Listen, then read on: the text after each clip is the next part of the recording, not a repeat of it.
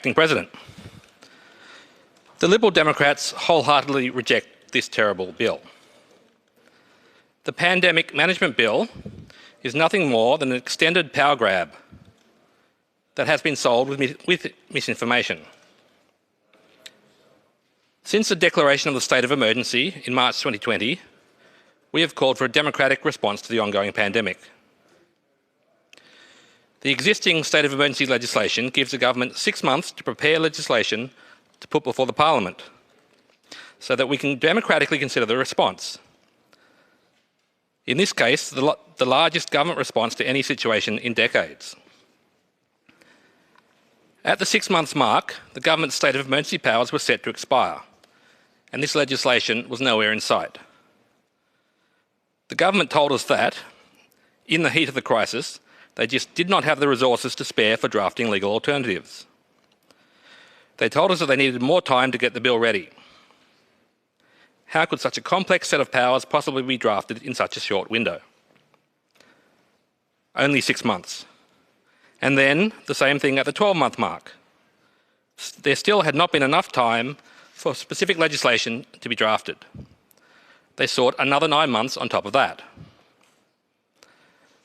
And so now, at the end of 20 months, we have just now learned what we'd always expected. The government had forgotten to do their homework. Like a uni student getting multiple extensions on their assignment and then not doing it. And this reveals a frightening fact.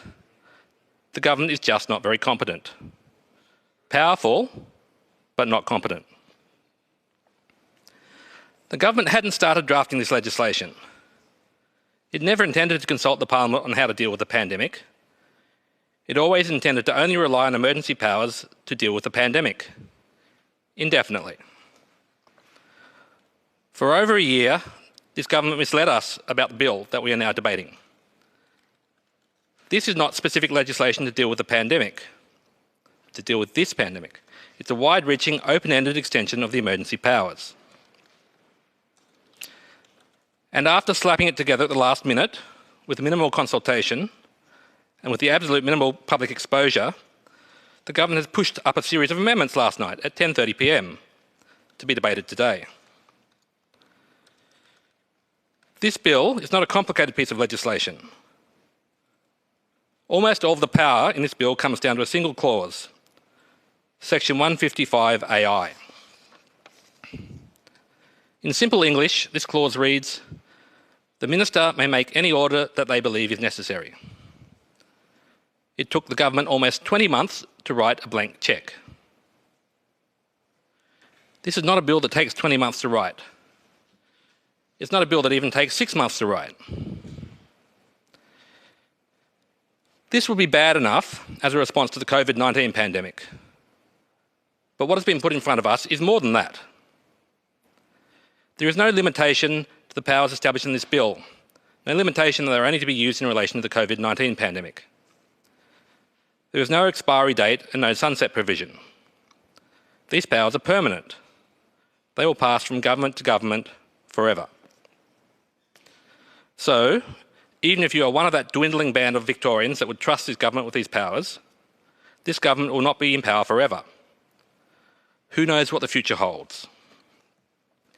If we were to believe the Greens, 50,000 far-right extremists marched through the streets of Melbourne on Saturday. Putting aside that this is a blatant lie, defaming so many ordinary Victorians who care only for freedom and democracy. Put it aside, take it on faith. We cannot know what parties and what extremist philosophies will hold power in the future. The only way to protect the people of Victoria is to deny extraordinary powers to governments, both now and in the future. And what are the new powers? The government already has an enormous amount of power under the state of emergency. They have 6 months of nearly limitless power at their fingertips. What more power could the government possibly need? Can anyone say that over the past 20 months, the problem we've had with the pandemic response is a lack of government power? What have they wanted to do that they have not been able to do? This government implemented mask mandates, curfews, stay-at-home orders, quarantine orders, border closures, vaccine mandates. They used violence to suppress protest and issued millions of dollars of fines. And now they're coming to say to us, saying that they wish they could have done more. What more? What possible reason could there be to need more power? The government says that it has no intention of misusing this power. I am so pleased to hear it. That makes it all right then. No, that is not how this works. The government told us back in March 2020 that they were going to use these powers carefully and return our freedoms to us as soon as possible. I must sadly admit that at that time, I believed them. I've had many months to regret that misjudgment. Fool us once, shame on you. Fool us twice, shame on us. I do not trust this government with these powers, but I also do not trust any government now or any time in the future with these powers. The truth is that we have no idea who will wield Section 165 AI in the future. The intentions of this government will not protect us from the actions of a future one. We've heard tonight that we only have two choices: pass this bill or declare a new state of emergency. No. Putting aside that second option would be clearly illegal, we have a third option. Stop the state of emergency. End the heavy-handed enforcement of health directives. Trust the population to behave sensibly, and let us get on with our lives. The pandemic has become endemic. We are now learning to live with the virus. We do not need to give the government the power to continue to enforce the immoral vaccine mandates. We do not need an extension of emergency powers for this pandemic. And we have plenty of time to put in place powers for the future, for the next pandemic, without rushing bills like this through the Parliament. The government has included mock transparency measures to make the bill more media-friendly. There are 3 pantomime accountability mechanisms in the bill. The government must say why it's doing what it's doing. The government-controlled SARC committee may choose to allow the Parliament to disallow a pandemic order. And the government-appointed advisory panel will write reports. And that's it. That's the sum of all the protection against unlimited, indefinite government power. There are no consequences if powers are abused, and no mechanisms that allow Parliament to prevent the abuse of these powers. If the government had any real desire to be transparent, they wouldn't have spent the last 20 months working as hard as they could to avoid releasing any real information about what they were doing or why they did it. Victoria's legal experts have sounded the alarm against this legislation. The Victorian Bar and the Victorian Law Institute have penned letters criticising the bill. They recommend allowing either House of Parliament to disallow a pandemic order without needing to seek approval from a government-controlled committee. And they recommend that declarations and orders be time-limited until approved by both Houses of Parliament. Both of these are important changes that my private member's Emergency Powers Safeguard Bill from earlier in the year would have facilitated. The list of recommendations goes on. Objective tests instead of subjective ones.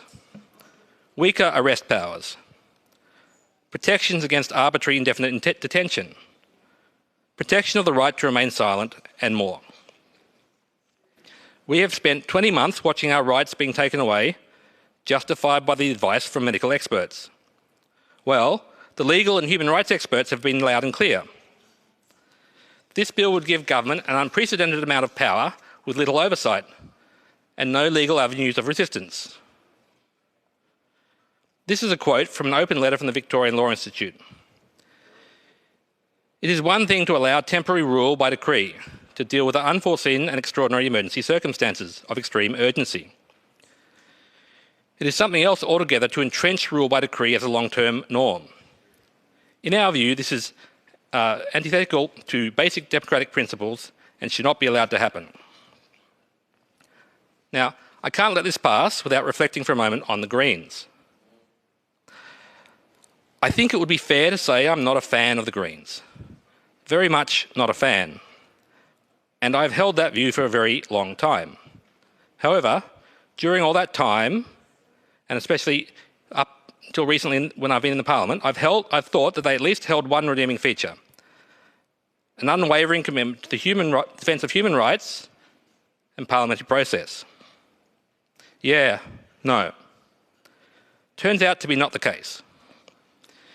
In the dystopian nightmare of the last 20 months, when so many Victorians thought through the pain and misery, have had a political awakening, looking for answers as to how and why the government could do this to them, where were the Greens? Enabling the crackdowns, cheering on the brutal suppression of protesters by paramilitary forces, applauding the health directives that hit hardest on minority groups, on migrants, on the underclasses. It turns out the Greens only really stand for the interests of their inner-city middle-class voter base. Where are they indeed? Astonishing hypocrisy, though I should, I suppose, not be astonished. When presented with an opportunity to reach out to the disenfranchised to build bridges to groups that have not supported them in the past, instead they've opted to label the protesters as far-right extremists. An approach that the protesters have heard and understood, including so many former Greens voters and supporters who were marching in the crowd of 50,000 on Saturday, and former Reason Party members and supporters, and even former Animal Justice Party members and supporters. The gross misinformation about this bill comes from the Greens and their friends. The Liberal Democrats strongly oppose this bill. We would not trust any government with the powers in this bill on principle. We do not trust this government with the powers based on the practice of the last 20 months. We do not need this legislation. Instead, we need to return to freedom and to democracy.